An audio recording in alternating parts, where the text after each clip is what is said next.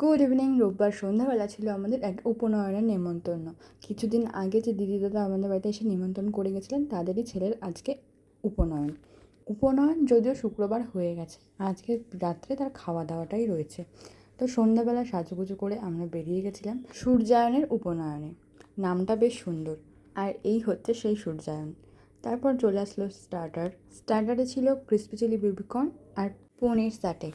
তারপর আমি মা সবাই মিলে খেয়ে নিলাম লস্যি। গরমের মধ্যে এই ঠান্ডা ঠান্ডা লস্যিটাই খেতে ভালো লাগছিল।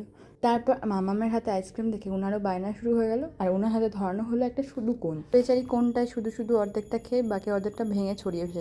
রাত অনেকটাই হয়ে যাচ্ছিলো, সোনুকে বাড়ি থেকে খাওয়াতে হবে, ঘুম পাড়াতে হবে, সেজন্য আমরা বসে পড়ি খেতে।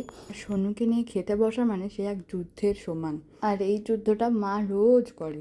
আর এই যে প্লেটে চলে আসলো আমাদের কলা পাতা, তার সঙ্গে কড়াইশুঁটির কচুরি, স্টাফড আলুর দম। তারপর আসে রাইস, নবরত্ন ডাল, তোপসে ফ্রাই, যেটা আমি খাইনি, কিন্তু আমাকে তার বদলে আলুর চিপস দিয়েছিল। আর তারপরে আসে ভেটকি পাতুরি, চিংড়ি মালাইকারি, পোলাও, আরও অনেক কিছুই ছিল মেনুতে, কিন্তু আমি সবটা খাইনি। তো কেমন লাগলো আজকের ব্লগটা জানাতে ভুলো না।